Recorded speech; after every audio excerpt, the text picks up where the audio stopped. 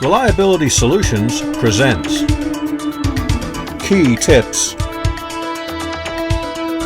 Techniques, Behaviors, Methodologies. Welcome to Chalk Talk. Hello and welcome to Reliable Manufacturing Chalk Talk. My name is Tim Dunton with Reliability Solutions. This episode is about achieving precision balance results in the field.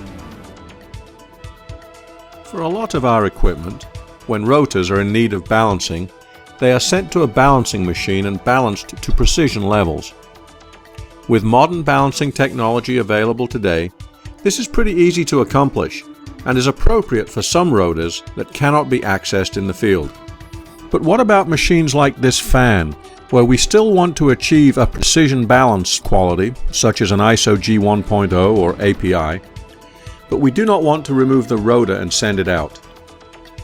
A very commonly believed misconception is that it is not possible to balance to a standard in the field, because the instrument does not read out in ounce-inches like the balancing machine in the shop.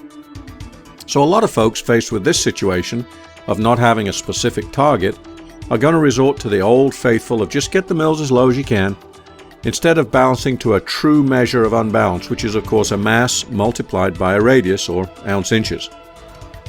This approach commonly results in very mediocre balancing results. So who performs this field balancing at your facility? Is it done with in-house or contractors?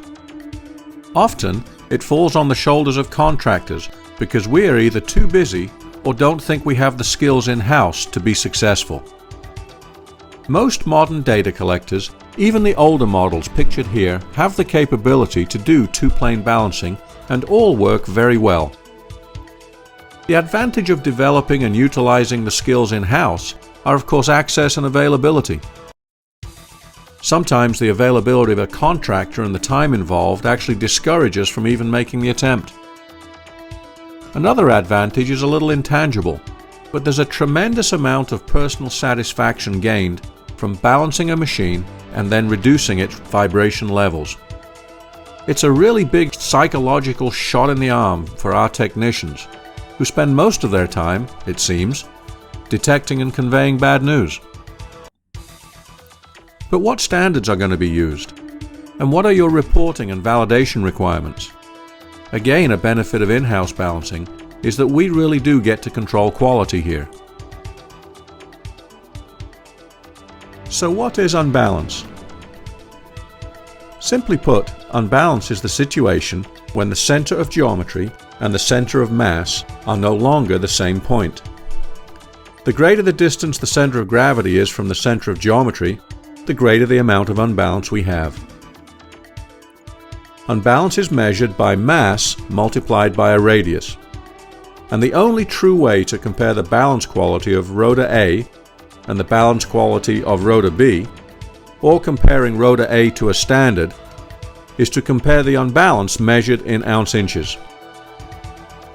When balancing a rotor, all we're trying to do is move the center of gravity back to the center of geometry.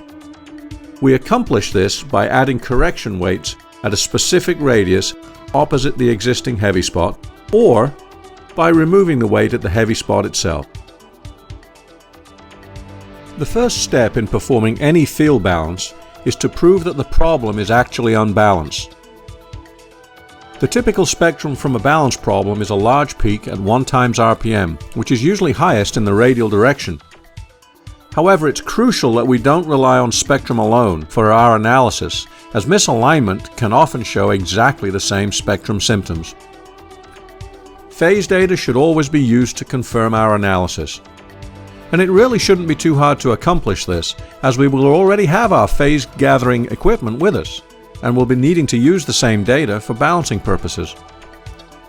It's very important that we encourage our balancing technicians, whether they're ours or contractors, to provide information in the balancing report as to the phase analysis.